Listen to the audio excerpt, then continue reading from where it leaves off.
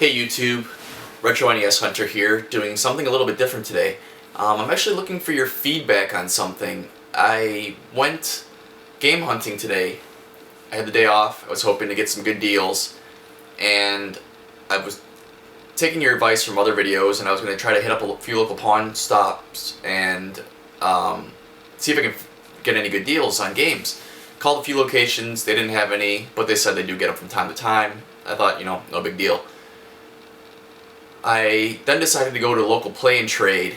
If you're not familiar, this is basically like a GameStop, but they do carry retro games, Intellivision, ColecoVision, NES, Super Nintendo, things like that. And in the past, I've gotten really good deals from my local play and trade. But recently, they closed down, and it's a little disappointing because they would have, your common Nintendo games for $1.99, $2 a piece, and they do buy two get one free. So I figured I'd go to another location and see if I can score there. Got there, and the first game I always pick up at places is Mario Brothers Duck Hunt, and that usually gives me a good idea of what the pricing is like at the store. I pick up the copy of the game, and it's $19.99. I was blown away. I figured this has to be a mistake. This cannot be the right price for this game. They had 4 other copies there, and I checked them all, and they all said the same thing. I was blown away. I couldn't believe it. Who charges $20 for a copy of Mario Brothers Duck Hunt? I could throw a rock and hit a copy of that game out in the wild. I then picked up a copy of Paperboy because that's a game that I need to add to my collection, and it said $29.99 on there. I knew right then and there was going to be no deals to be had today in this location. And if you're not familiar with play and trades, or if you don't have them in your area, they are a franchise, kind of like Subway. You pay for the name and you get to run the store. So I figured, this guy just is a jerk. He's overpricing his games. I'm going to go to another location.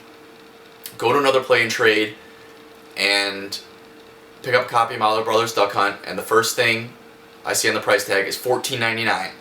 I'm like, you have got to be kidding me.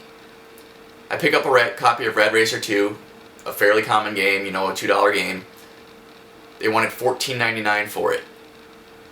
So I just don't know if these two locations were owned by the same guy, but I was flabbergasted. I couldn't believe the prices they were charging on these games. They wanted, I think, for their Super Mario World for Super NES, they wanted $34.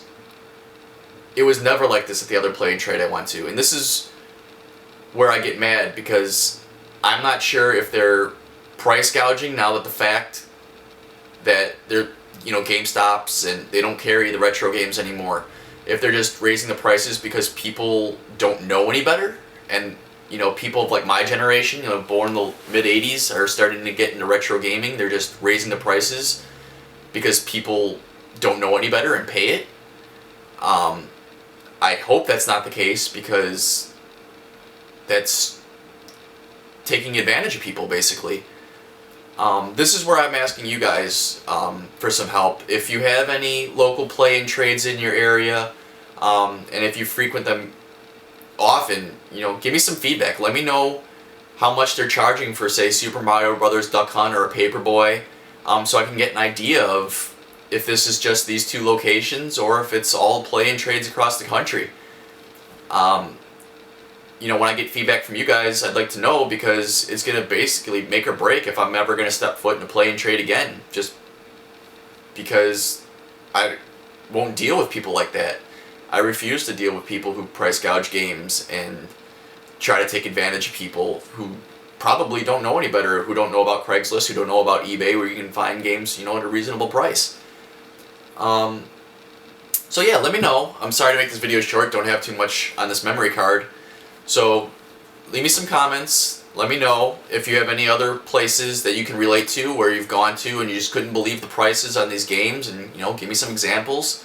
Hopefully next week I have a possible trade I might be doing with another YouTuber, so I'd hopefully that'll go through and I can have an unboxing video for you. And I'm going to hope to hit up some flea markets within the next couple weeks. Hopefully I'll have a Sunday or a Saturday off. And until then, happy gaming. Subscribe if you like what you see. And always leave comments. I am happy to respond. Have a good one.